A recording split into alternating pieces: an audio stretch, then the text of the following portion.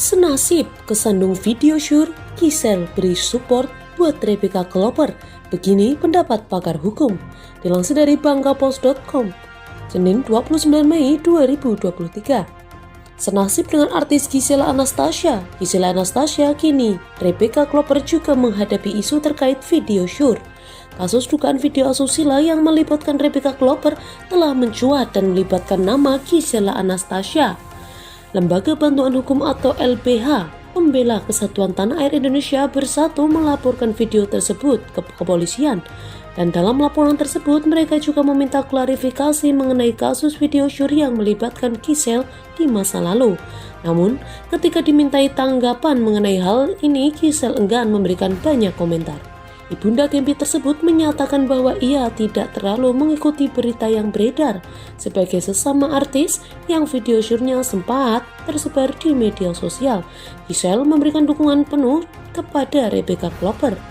Giselle mengaku siap memberikan dukungan secara mental kepada Rebecca. "Aku kebetulan kurang mengikuti, jadi aku juga hanya mendoakan yang terbaik," ujar Giselle Anastasia seperti dikutip dari YouTube Intens Investigasi Minggu 28 Mei 2023. Untuk selebihnya, masing-masing memiliki tanggung jawabnya sendiri, tambahnya. Giselle juga mengingatkan Rebecca untuk tidak terlalu memikirkan komentar dari netizen karena hal-hal yang mereka sampaikan tidak sepenuhnya dapat dikendalikan.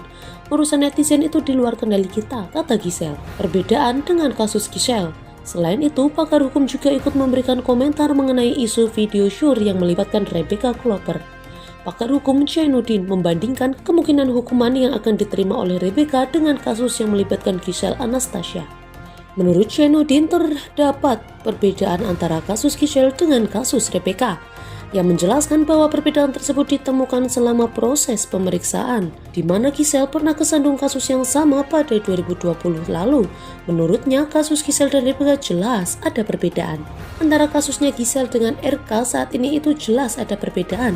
Perbedaan itu ditemukan saat pemeriksaan juga, ujarnya dilansir dari Instagram @lambe_entertainment pada Rabu 24 Mei 2023, seperti dikutip dari tribunjateng.com. Ia juga menyoroti fakta mengenai hukuman yang didapat oleh Giselle selaku pembuat video.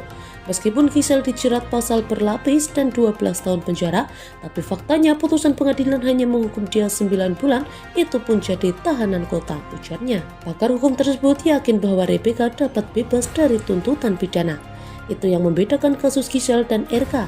Giselle tidak bermaksud disebarluaskan namun handphonenya hilang. Kalau RK, "Saya yakin akan bebas dari tuntutan pidana," ujarnya. Terkait dengan komentar tersebut, netizen pun ramai memberikan pendapat mereka.